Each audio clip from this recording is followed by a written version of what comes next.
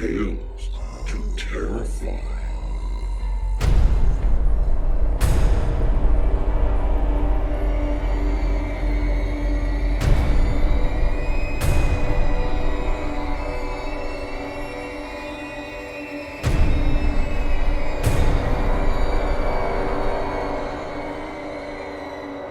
Good evening, children of the night. Come on into the cabin. Virginia is getting pretty warm and sticky, even at night, isn't it? Come on in and get settled. We have a bit of business before we get on to our stories. Every year or so, we ask our listeners for a bit of money to help keep the lights on. This is the time we get that started, and over the next 4 episodes, this one included, we will hear from Mr. Tony C. Scott, the mayor of the District of Wonders. To preface his words a bit, this year is a rough one for the district, and the money that has been keeping the lights on has been coming primarily out of Tony's wallet. That is no longer an option, and for the 5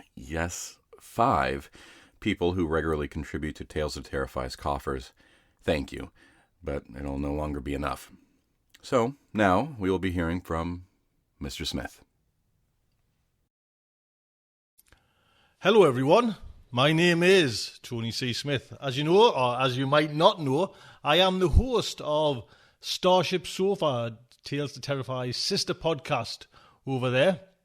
And well, I guess you could call us the boss of Tales to Terrify.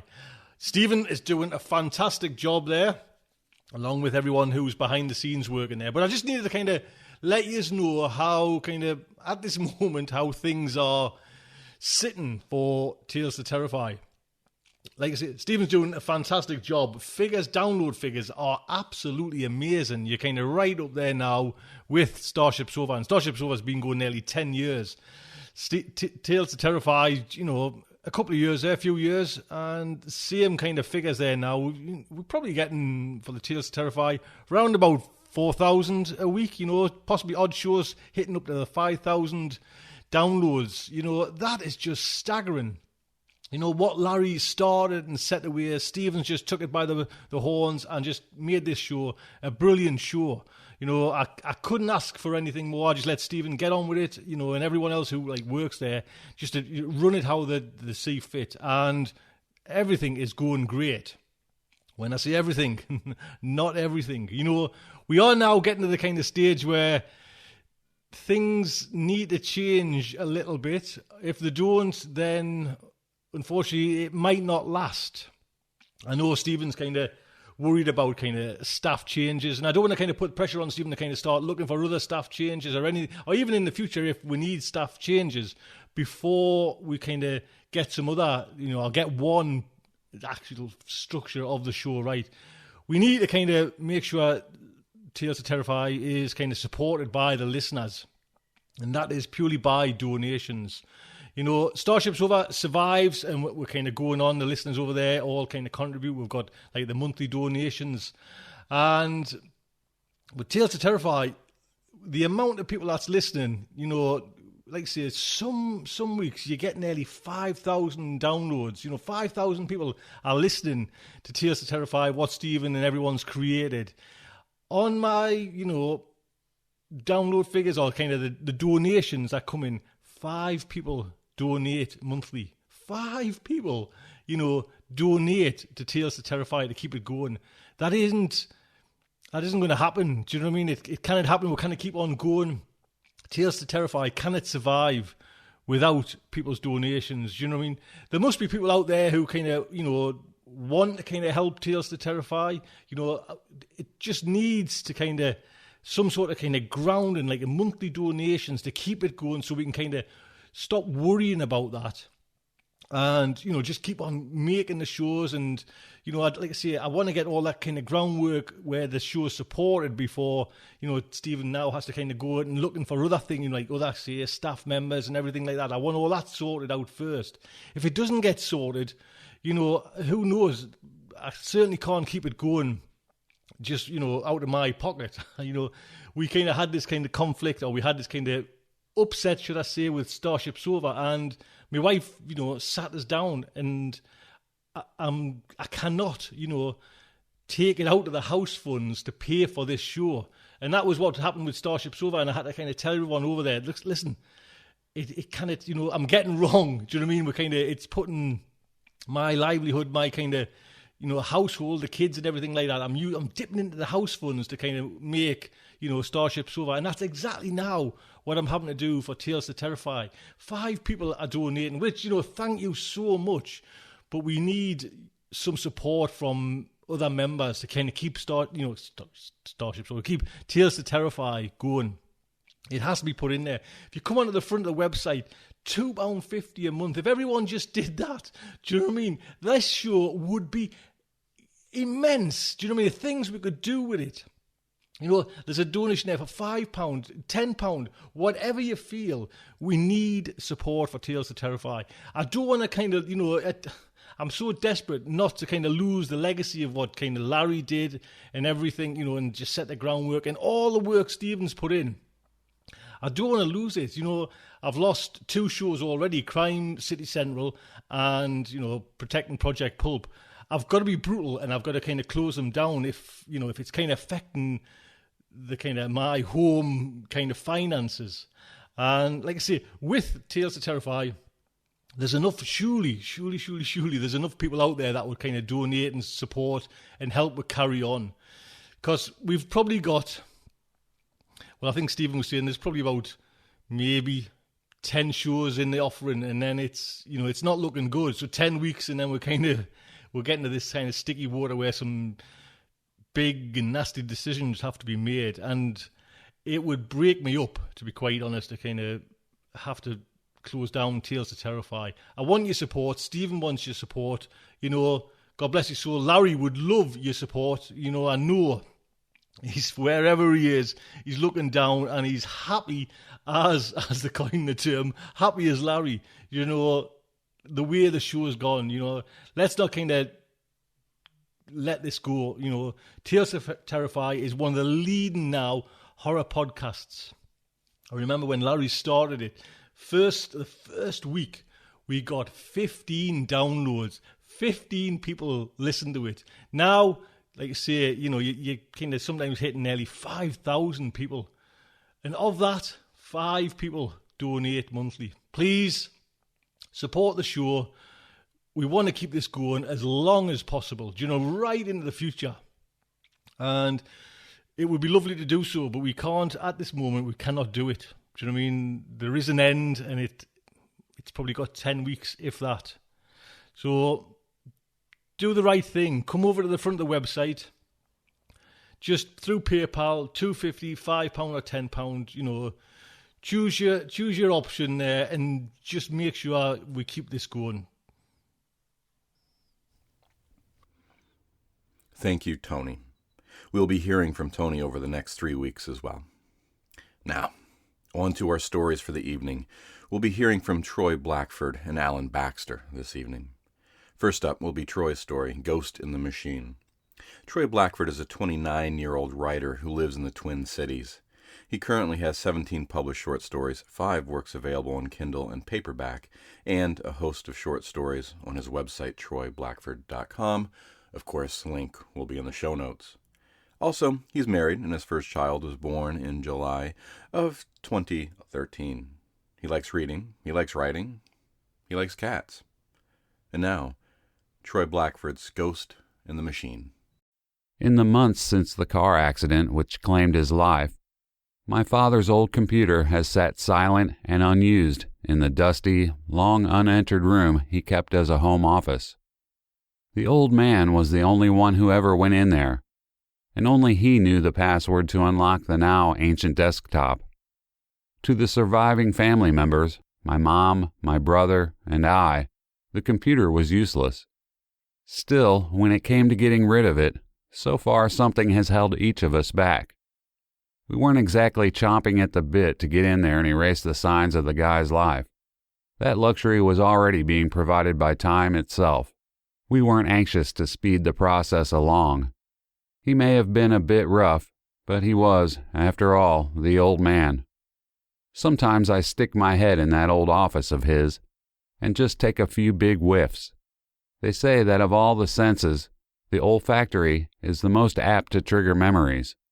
I can definitely sense enough of the built-up decades of the man's presence lingering in that front room to trigger a barrage of recollections, even months after the guy had last set foot in there. What my father used to spend his time up here actually doing, I'm not too sure.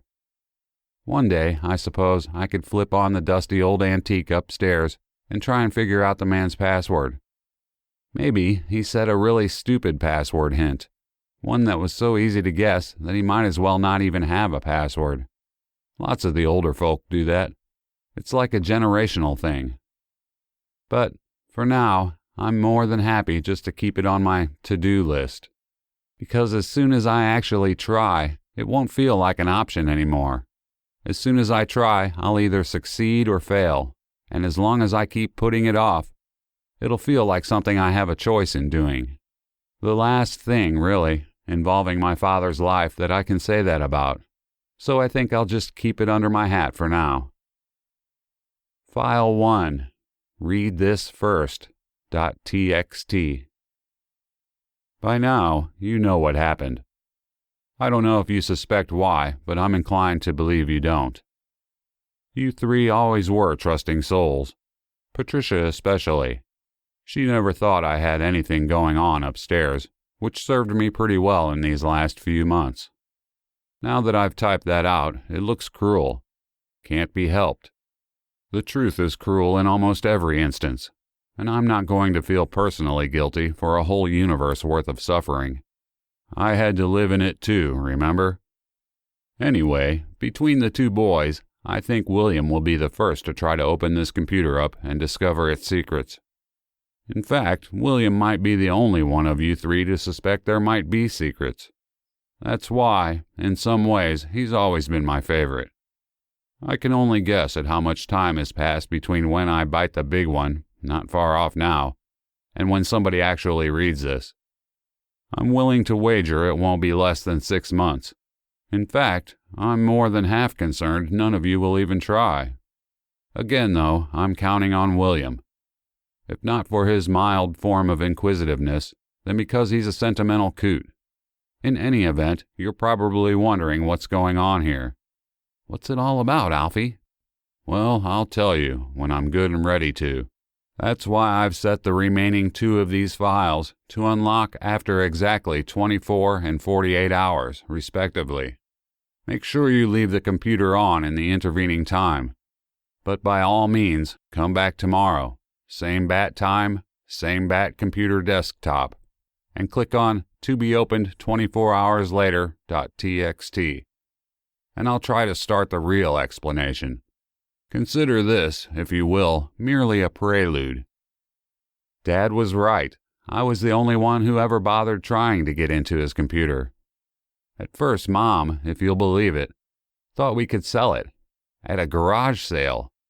I said, Mom, you can't just sell Dad's computer. We need to clean off the hard drive first, at the very least.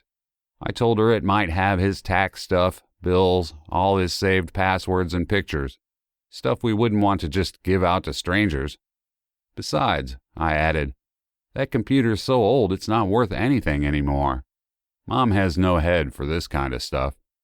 She tells me to get everything off it if I can because she wants it out of the house. If the thing's garbage, it should be thrown out.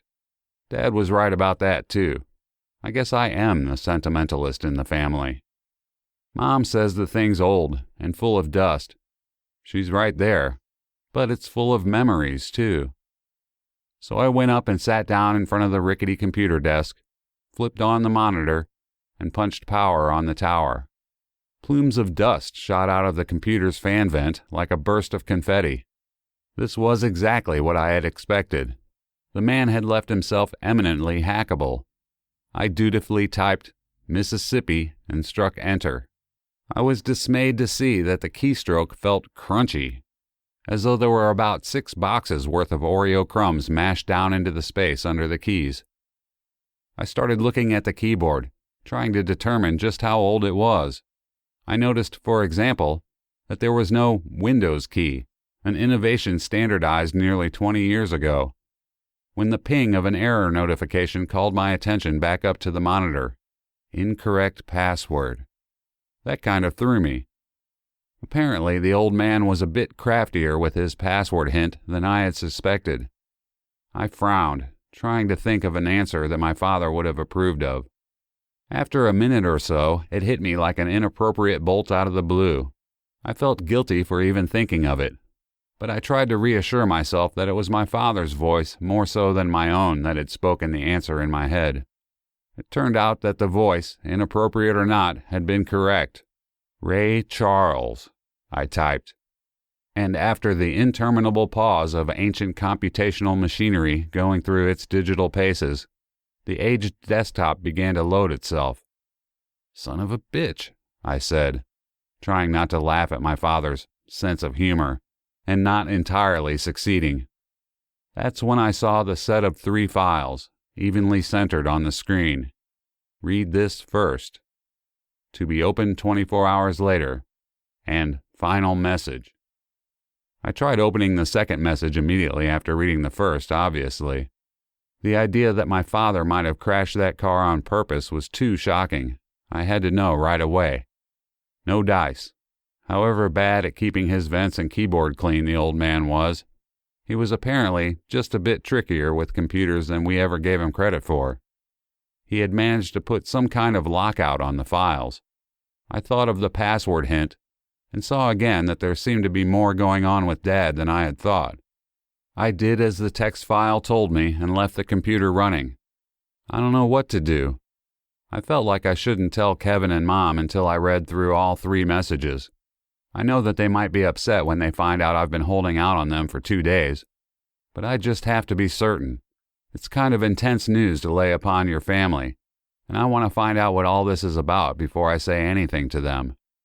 I almost considered giving the vents a little blast with the can of pressurized air I kept for my own well-tended computer, lest the ancient motherboard overheat and melt down. I decided it wouldn't be worth the trouble. The antique thing can last another 2 days. I guess when it comes right down to it, I'm kind of lazy. File 2. To be opened 24 hours later. .txt. Good, you left it on. I can tell, you know, even though I'm dead. Inductive reasoning. You see, the file's timer wouldn't have counted down the 24 hours if you hadn't left the tower on. So I better spill at least part of the secret, though I'm sure you realize at this point that the real answers aren't going to be forthcoming until tomorrow's message. That's a real final message, son of mine. So let's make a few bets. I may be deceased, but that doesn't mean I can't engage in a little speculation. These are my theories about what's going on your end, right now. Theory 1. You, the person reading this, are certain to be William.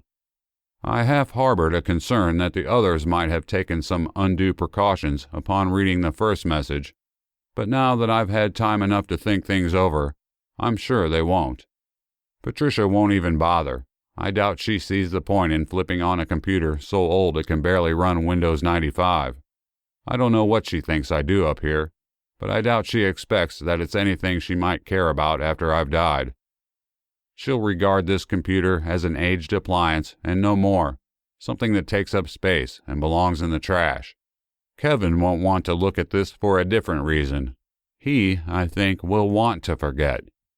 To put as much distance between his memories of his dead father and his present life as he can, as fast as possible. He's always had a hard time dealing with things like death and, by consequence, life. Best of luck to him, because that kind of a problem sticks with a guy. But William, I think you'll read this. I think you'll need to read this, the way a sick drunk needs to puke. The feeling might need some time to build, and you'll probably even try to fight the urge at first. Postpone the inevitable a few weeks or months until you just can't take it anymore. Then you'll snap like a twig. I'm so sure of it that I've decided to focus on you from now on. The second theory. You're surprised that I had enough computer skills to time lock these files. It is a little surprising, isn't it? A driven man will surprise you every time. Keep that in mind, son. The third theory is my least impressive deduction of all. The third theory is so firmly rooted in human nature, it's not even really a theory, it's just a fact. You are driving yourself crazy to know what's in the final message. I understand and sympathize, but we're going to need that next 24 hours, both you and I. Trust me on this. And trust me on one other thing as well. You might find that you'll end up wishing you weren't so sentimental, and that you didn't need to know so much. I almost feel bad about having to be the one to tell you. Almost. I haven't slept well since that second message. Why would I? I was unsettled. The undercurrent of all this was that my father was doing things that the rest of us knew nothing about, and they sounded like dark things. I tried to take my mind off the anticipation. I tried to wait for it without dwelling on the message to come. I tried watching some shows off the DVR, but realized after a while I wasn't really watching them, just looking at them. I tried going out for a jog, but I felt like I was running away instead of just running. I thought of ordering something to eat, but a quick look on my phone at the menu of food I ordinarily love to order made it clear to me that I wasn't hungry. The merchandise in a catalog of luxury curtains would have looked just as appetizing. I decided to read something, but that was even worse than the TV. Scenes didn't come to life in my head. They remained dark words on a light page. I tried going to sleep. I got to know the pattern on the ceiling pretty well, but that was about it. Now I'm writing this diary. Tomorrow I will read the final message. File 3, finalmessage.txt. Now for the grand reveal. As I planned my scheme through long months of secret toils, I had come to expect that it would be the writing of this missive in which I would take my greatest pleasure. Yet now that time has come, I see that my secret will become unraveled in the telling, no longer something precious to be guarded, but simply a bald set of unpleasant facts. No, in reality, it is the fulfillment of the plan itself that gives me greatest joy, not the revealing of it. I've enjoyed this secret, and I've taken good care of it. I'm proud to say that neither Patricia, nor Kevin, nor even you, compassionate William, have suspected it. Not one whit. You may have suspected about the separate pieces, but never the whole. For example, I don't believe for a second that the keys of this computer have escaped your notice. The crunchy, gunky, chunky feel of them, as though your fingers' movements aren't soft depressions of spring-loaded plastic, but heavy trudges through thick and sodden snow. You may have even started for the can of air you so fastidiously clean your own keyboard with. But don't think I haven't noticed that quality in you, William. But I have also noticed another, sloth. It is your tendency to laziness that has protected my aims in that regard. There's no way you've ever went all the way downstairs, grabbed the spray can, and actually followed through and cleaned the keyboard, only remarked to yourself about it. You do that a lot, my dear William. You remark a world of truths to yourself, subtle truths, beautiful truths, and feel an undeserved sense of richness. I am of value, for I sense so much about the world, all good and proper, but without purpose your sharp perceptions and subtle noticings are just an excuse to swim around inside your own head like a goldfish, whilst the real world rages on about you. You're all vision and no purpose, in a world that demands we constantly ready ourselves not to bark, but to bite. You all, each in your own way, make me sick. I knew I had to escape this family from the beginning, but there was no real way to do it that I could see, so I hung around. You people were intolerable and my situation interminable. But still, what can you do? I didn't want to be that guy who slaughters his wife and children with an axe, because as tedious and insulting as I found spending life with all of you to be, I'm sure that life in prison would have been slightly worse.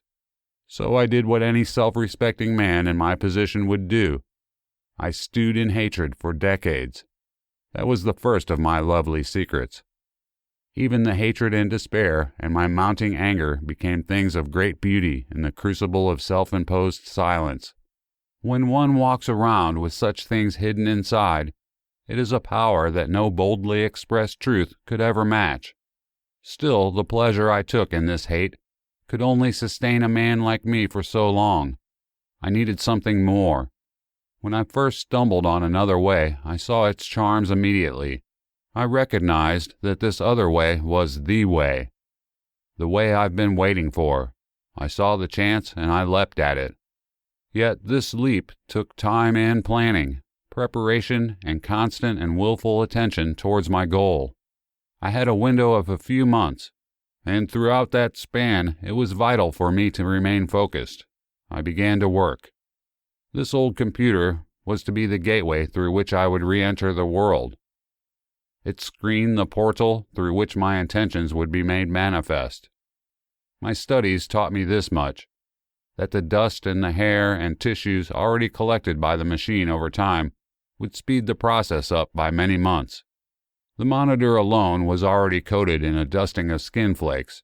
Over the years, the keyboard had become sticky with finger oils and partially clogged with dried bits of my scalp and flesh. I just needed to add to it, to focus it, and wait. I began to cut my hair differently. You didn't even notice. That's not the kind of thing you see, William. It was too plain and pedestrian, too obvious. You never see a thing which is clear to all others. You only notice meager, insignificant, trifling things, and for this you call yourself subtle. But I digress. I started cutting my hair differently, shorter. I gathered a bag of clippings nearly every week and fed them into the intake vent on the computer terminal. It was lovely how quickly the exhaust fans clogged up. The next step was a little more unorthodox. I began to take as much anti-allergy medication as possible, to drink as little water as I could stand, to dry myself out. I stopped washing my hair, except, of course, just before my weekly hair trimmings, and collected the increasing dandruff.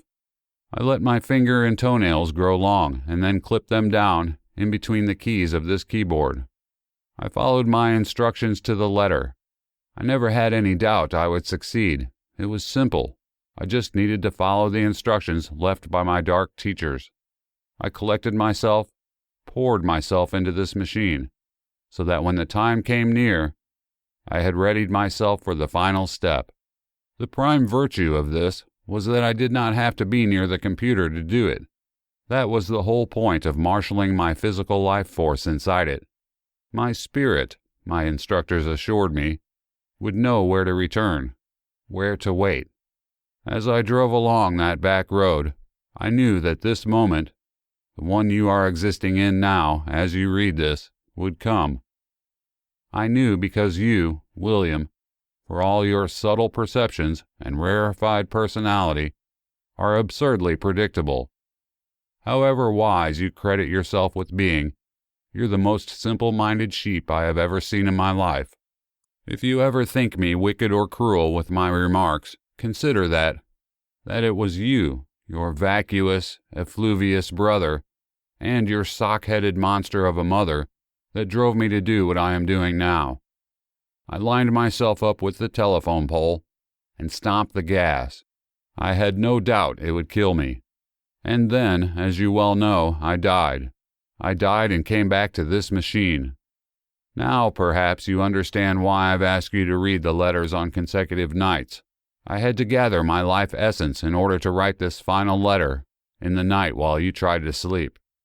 This last letter represents the culmination of my whole scheme.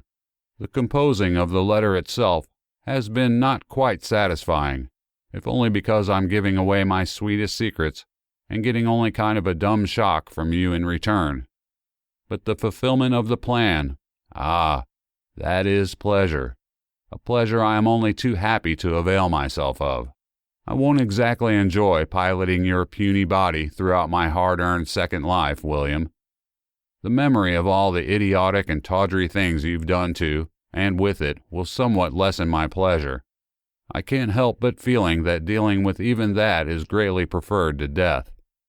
I've got a secret bank account of which you, pretty darling William, have unknowingly been a joint holder, where I've squirreled away all the money I shall need to start my newer, happier life. But that won't stop my emptying your own account, consisting mostly, I'll warrant, of your share of the life insurance money you collected upon my death. And if you wonder how it is that I will get access to your account, I'm afraid you haven't quite got the picture. It's the same reason why I'm not afraid others will read this file and piece together what happened. This is how I'll do it. I'm going to use your fingers to write your name on the withdrawal slip. I'm going to use your hand to erase these files. You are how I will do everything now. Thank you for your cooperation, William. But this is the point where those eyes in your head stop working for you. You have read this far, but you will read no farther. This is the point where I start seeing again. And you, silly, subtle, stupid William, cease to be. This is the moment where you feel a cold hand fall upon your shoulder, and I, at long last, come home. That was Troy Blackford's Ghost in the Machine, as read to us by Jay Wohlert. Jay Wohlert is a voice talent available for commercials, promos, trailers, book narration, animations, video games, PSAs, business products, and so forth. Link to his Blogspot website will be in the show notes. Also of interest, our former editor, Cher Eves. You all remember her and her work on the podcast, yeah? She had compared his voice to Garrison Keillor, which I can certainly hear. Next up, Alan Baxter. We've heard from him pretty recently, so he's no stranger in these parts. Alan Baxter is an award-winning author of dark fantasy, horror, and sci-fi. He rides a motorcycle and loves his dog. He also teaches kung fu. Read extracts from his novels, a novella, and short stories at his website, and find him on Twitter at Alan Baxter, and also Facebook. Link to his website, alanbaxteronline.com, will be in the show notes. His most recent blog post mentions that this year he'll be in attendance at the St. Albans Writers' Festival later this year.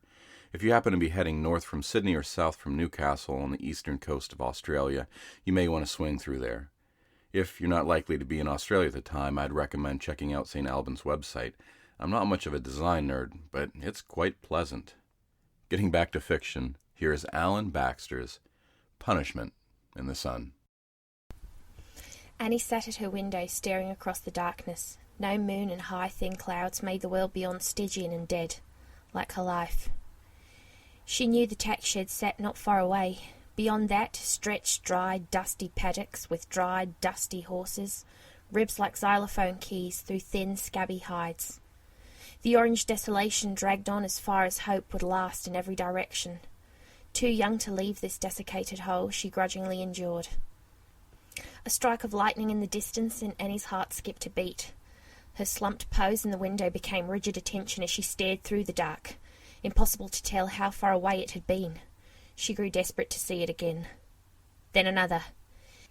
Annie gasped, throat thickening with fear. A man, hands cupped around a lighter, his face briefly lit in orange glow and contrasting shadow. She could see 2 pinpricks of ruddy brightness, glowing and fading, well beyond the yard.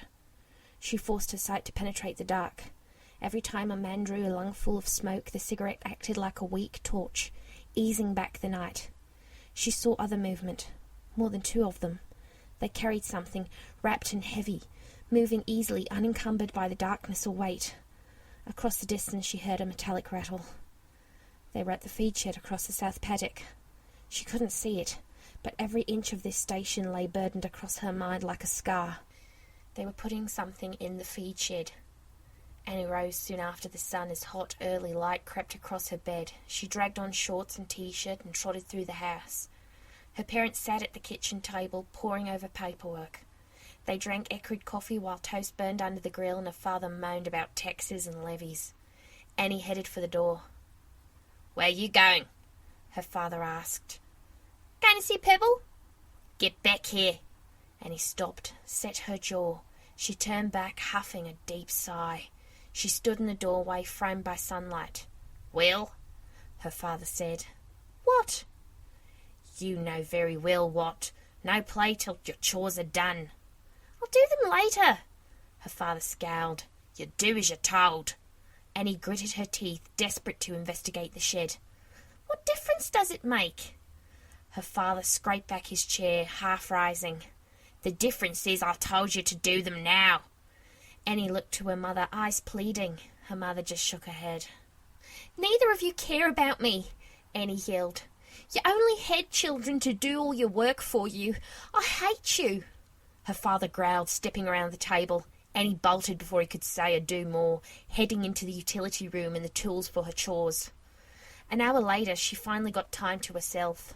Everything seemed to be about cleaning and fixing and tidying. A few more years and she'd be gone.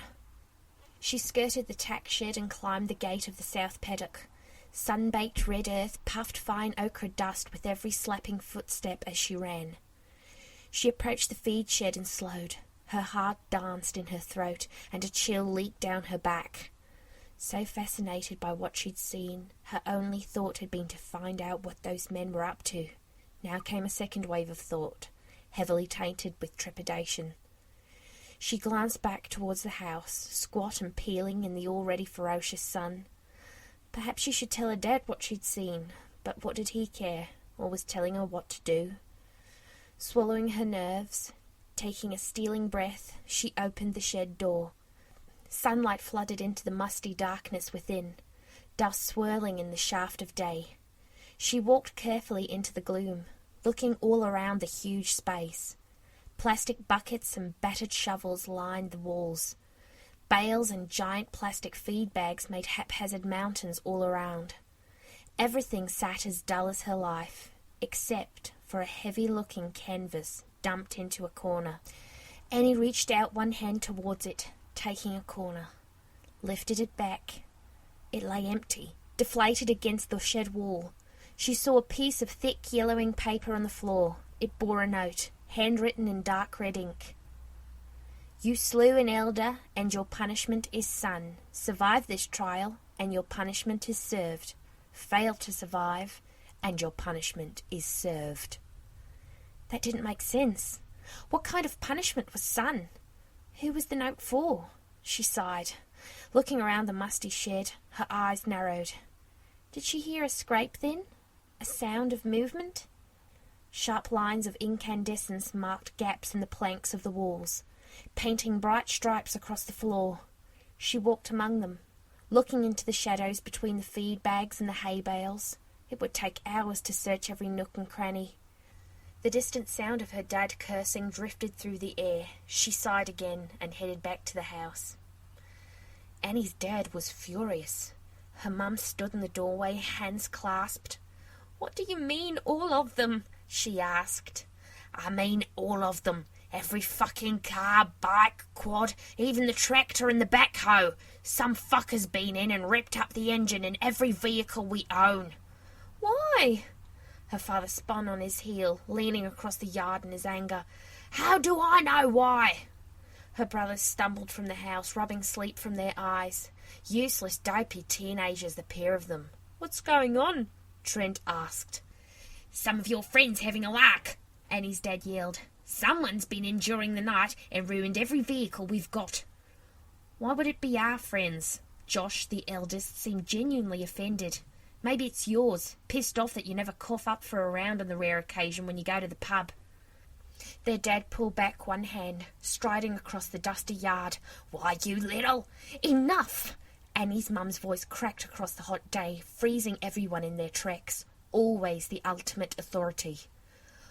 "What's wrong with you? Josh, you need to learn some respect. Bill, calm down and call Jerry at the police station. See what he has to say." Bill pushed past his sons. "As if he'll be any bloody help." Annie sat at the kitchen table while her father fumed and her mother cried. Her brothers, quietened, looked on. The ruined remains of 2 satellite phones sat between them. "Do any of you know why someone might have done this to us?" her father said. They all shook their heads.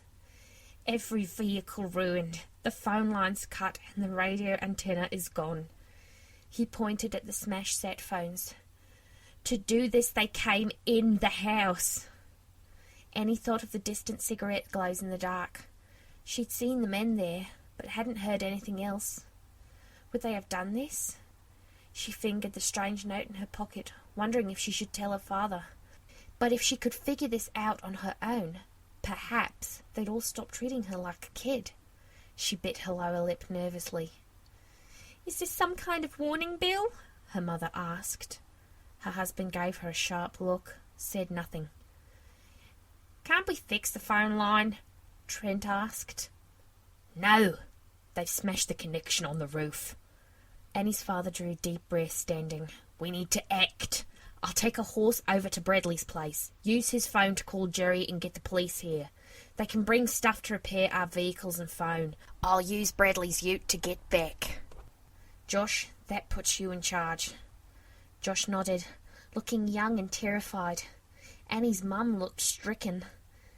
"Bill, it'll take you 10 hours to ride to Bradley's." "What else am I going to do? I can do it in 8. Josh grunted. "You'll kill the horse. Our nags aren't built or trained for that." "So be it." Without another word, he headed out, Josh running to catch up. "It's all right, Mum," Trent said, setting his jaw. "We'll look after you. You're a good boy, Trent. Help your father." Annie's restlessness became unbearable. "I'm going to feed the ponies." Her mother looked up, nodded. "Don't go any further than that. Okay." In the yard, her brothers were arguing, trying to jerry-rig an antenna. Only a year apart in age, everything became more about competition than cooperation. Annie's stomach felt like heavy water. Anger had driven her to hold her tongue. It felt like a terrible mistake. She had to solve this. She reached the shed and heard scuffling as she pushed the door open. She froze in the spot, holding her breath, straining her ears. She stood still for close to a minute. Nothing. She pushed the door wide, walked cautiously in. Everything seemed as it had before. What had she heard moving? It had sounded too big for rats. She stalked through the big bales and bags, looking into corners and gaps. As she got deeper into the shed, away from the flood of sunlight through the open door, the shadows grew denser. Gaps in the shed walls here and there still cast bright slashes across the floor and feed. Everything in between a soft, dusty twilight. Enough to see by, too dim for detail. Maybe she should open the doors at the other end, let more light in. She pushed between 2 stacks of bales and something whipped past her with a hiss. The sound like someone in sudden pain, sucking air in through their teeth. A smell of burning hair drifted through the gloom. Annie's heart hammered. She turned in a circle, trembling. Low panic gripped her as she retraced her steps, trying to look everywhere at once. Outside, the hot day seemed as refreshing as a mountain stream. Her brothers looked at her disdainfully. "Something in the feed shed?" Josh asked. Annie nodded. "What?" "I don't know. It rushed past me." The brothers exchanged looks of derision. "Did you get scared by a big old rat?" Trent asked. Annie ground her teeth. "What's wrong with you two? Don't you care about all the stuff being ruined? Something's going on." Josh barked a humorless laugh. "Yeah, of course. Dad's pissed someone off again and they're fucking with us. He probably owes someone money and all that stuff last night was a message." Annie frowned. "What are you talking about?" Trent sighed. "Dad's in big debt. The whole station is in trouble. We reckon he's got caught up with a loan shark, and they're scaring him into paying up." Annie looked back over her shoulder. "But what about the thing in the shed?" "What thing? You're just spooked." "No, I saw men last night in the dark. They were smoking cigarettes and doing something over there." Josh and Trent's eyes widened in shock. "What?" Josh sounded incredulous. "Why didn't you say anything before?" "Because Dad pissed me off and I wanted to figure it out myself to prove I'm not a kid." Annie looked at the red, dusty ground. Josh threw his shifter down. "Fuck me, Annie. You are a little kid. You should have told Dad. When he gets back, you tell him." She nodded. "What about that?" She pointed at the feed shed. "Someone's in there." "Why would someone hide in there, Annie? You're spooked out. Go inside." Her brothers fought and argued over the radio and eventually gave up. Her mother coped as she always did, making too much food, baking, roasting, boiling things down to jam. Annie worried. Her dad would be furious when he got back. Her mother ran out of things to cook as the sun began to set. She sat at the kitchen table, hands tormenting a tea towel, staring out across the yard. Annie put an arm across her mother's shoulders. "Dad'll be back soon. It'll be all right." Her mother smiled, though it did nothing but move her lips. "Sure, honey." The sun dipped below the horizon, dusky twilight turning everything to deep brown shadows. "It's not really dark yet," Annie said. Her mother shrugged. "Twilight or dark, same thing. Dad'll be back any minute." "Where are your brothers?" Annie looked out. "Trying to fix up Josh's bike last time I saw them." "Call them in for me." Annie headed around the house towards the big garage where the ute, bikes and quads were kept. Something whooshed past her in the gloom. With a gasp and a swell of nerves, she stopped dead. She saw Trent walking towards her. "Was that you?" she called out. "What?" "Something just brushed past me really fast." Trent shook his head. "Stupid kid." "Mum wants you two inside." "Whatever." A crash and a yelp of pain sounded from the garage. Another crash, then a cry cut short. "What the fuck?" Trent turned. "What are you doing in there, Josh, you dickhead?" Annie felt a wave of foreboding spreading up her body. "Trent, don't!" He frowned at her. "Don't what?" She felt fixed to the spot. Trent pushed open the side door of the garage. With a yell like he had been burned, he staggered backwards. Annie started to cry. Trent turned and ran for the house. "Annie, get inside now!" "What's happening?" Trent ran, pumping his arms, face white. "Run inside, Annie!" A dark blur shot from the shadows beside the garage. Trent arched forward as the shadow hit him in the back. Legs still running as he lifted into the air. He screamed, high-pitched like a girl. Annie cried out. Trent hit the ground and a tall, pale man knelt beside him. One hand pressed into Trent's chest, holding him down. The man had blood over his face, dripping from his chin. Annie screamed again, as her mother came running around the house. Her mother's scream mingled with Annie's as the man fell upon Trent, shaking him by the throat like a dog with a rabbit. Annie's mother skidded in the dust, raising something dark and shiny into the night. "Get off him, you bastard!" Thunder and fire burst out. Annie winced, closing her eyes against the sound.